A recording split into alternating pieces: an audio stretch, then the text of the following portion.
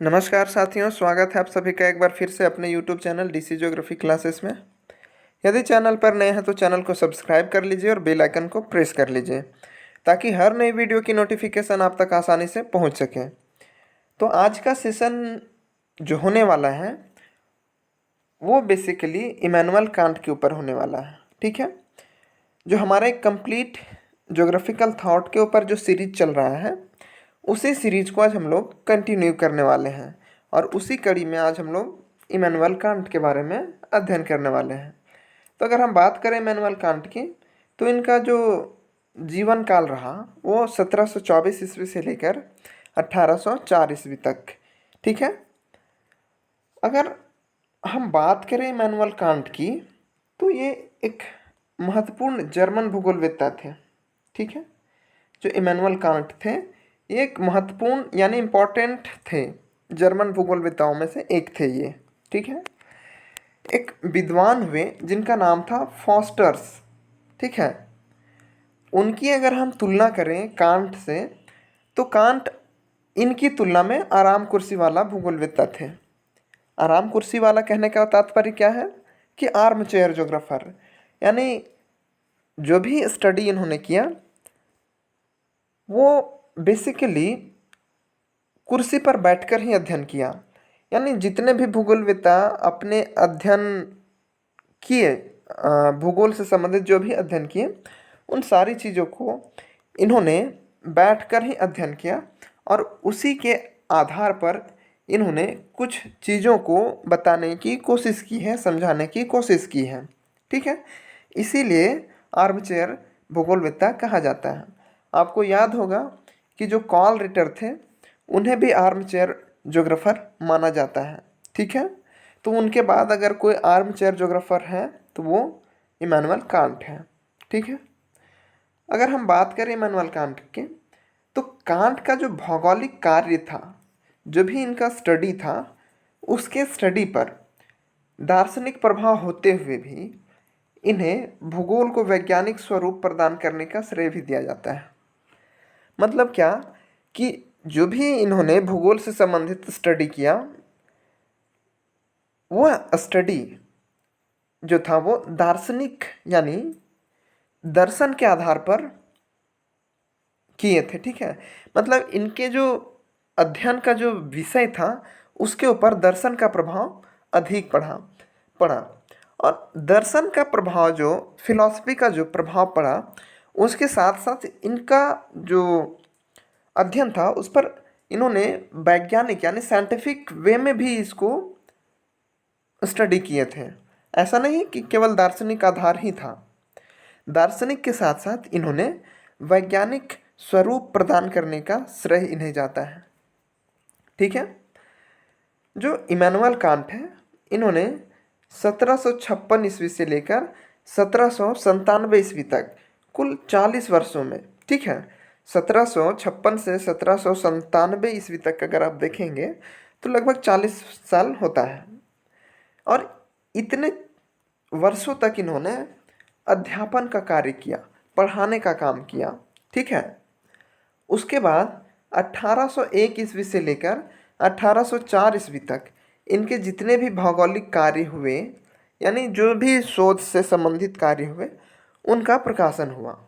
ठीक है, और जब 1801 से 1804 के बीच इनका जो भी थीसिस था जो पब्लिश हुए, अब जब इनका थीसिस पब्लिश होना शुरू हुए उसके बाद ये प्रसिद्ध होना शुरू हो जाते हैं और उसके बाद ही इन्हें क्या क्या होता है, ख्याति प्राप्त हो जाती है, यानी कि ये फेमस हो जाते हैं 1804 ईस्वी तक। ठीक है, 1801 से लेकर 1804 ईस्वी तक इनका जब पब्लिकेशन होता है पुस्तकों का, उसके बाद ये काफ़ी फेमस हो जाते हैं और लोग इन्हें जानने लग जाते हैं। ठीक है, अगर हम बात करें इनकी पुस्तक की, ग्रंथ की, तो जनरल नेचुरल हिस्ट्री और थ्योरी ऑफ हेवेंस है। इनका दो महत्वपूर्ण पुस्तक है।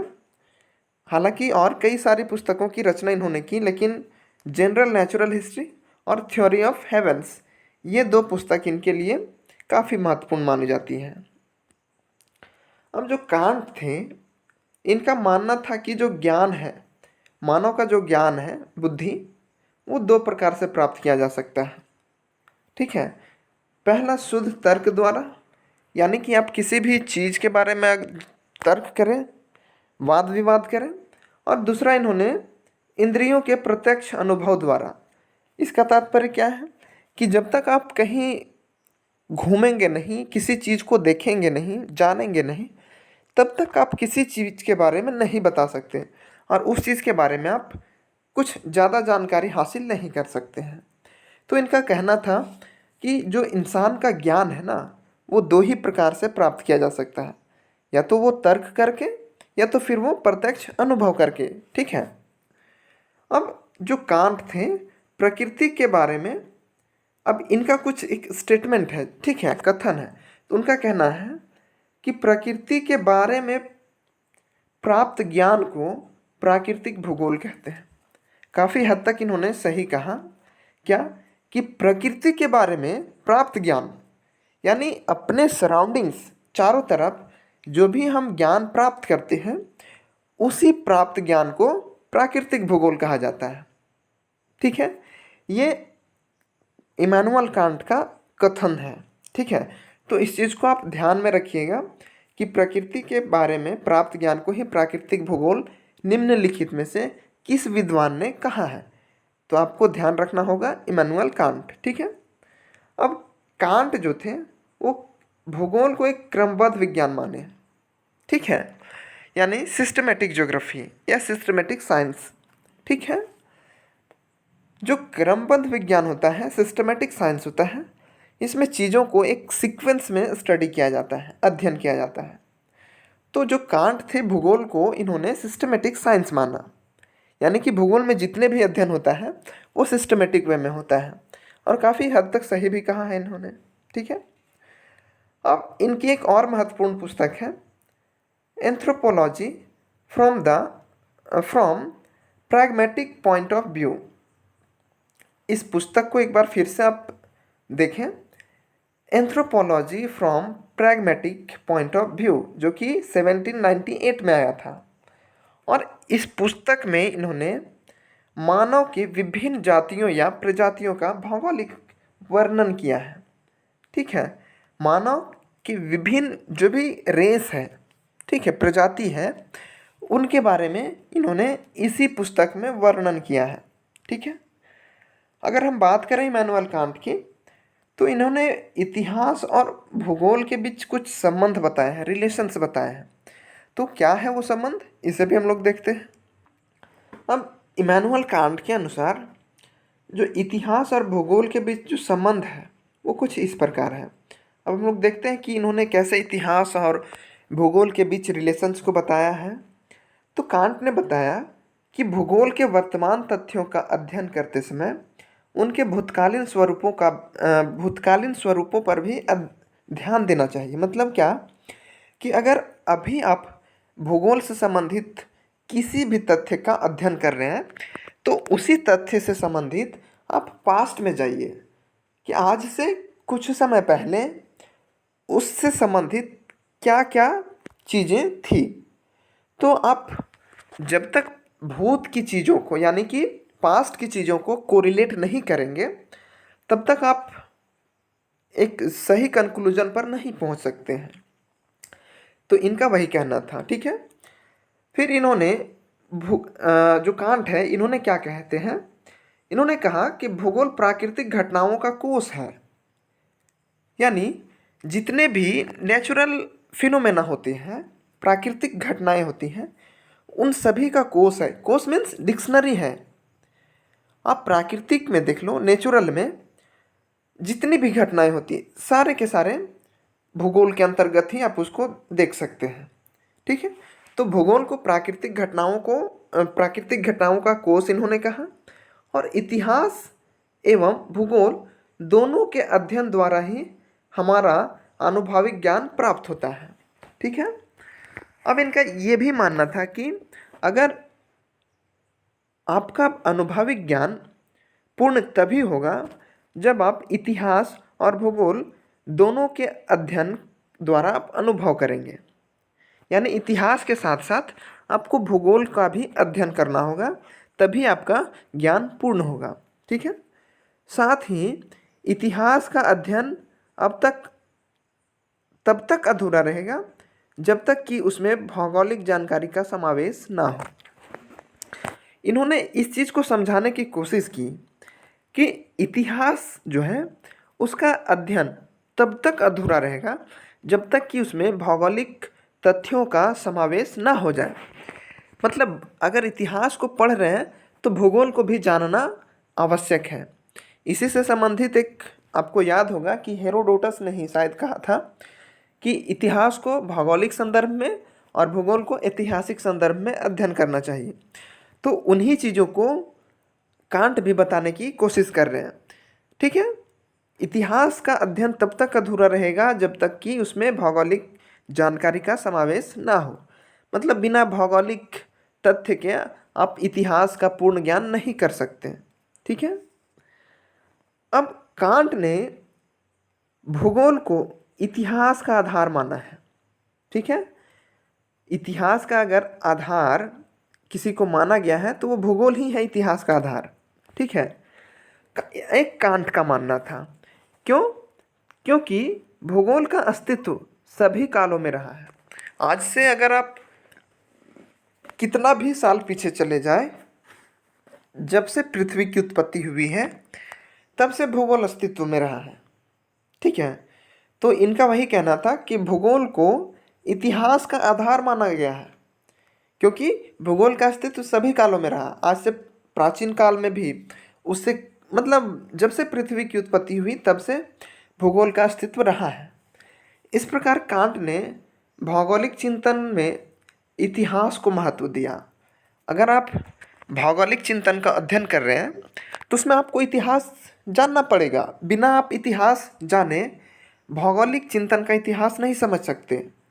और वही है कि अगर आप भौगोलिक चिंतन को पढ़ रहे होंगे, ज्योग्राफिकल थॉट को, तो मैक्सिमम चीज़ें इतिहास से संबंधित हैं। ठीक है। तो वही इन्होंने बताने की कोशिश किया। ठीक है। अब फिर इन्होंने कहा कि इतिहास के बिना भौगोलिक विकास को अधूरा बताया। अब इतिहास के बिना अगर इतिहास नहीं रहे तो जो भौगोलिक विकास है उसे भी इन्होंने अधूरा बताया। भूगोल का विकास तब तक नहीं होगा जब तक कि आप उसे इतिहास के साथ जोड़ के ना देखें। ठीक है। यही चीज़ इन्होंने समझाने की कोशिश की। अब इतिहास को महत्व देने के पीछे इन्होंने भूगोल के साथ साथ इतिहास को भी काफ़ी इम्पोर्टेंस दिया है, महत्व दिया है। तो उसके पीछे भी कोई ना कोई लॉजिक होगा, रीजन होगा। तो क्या वो रीजन हो सकता है, इसे भी हम लोग देखते हैं।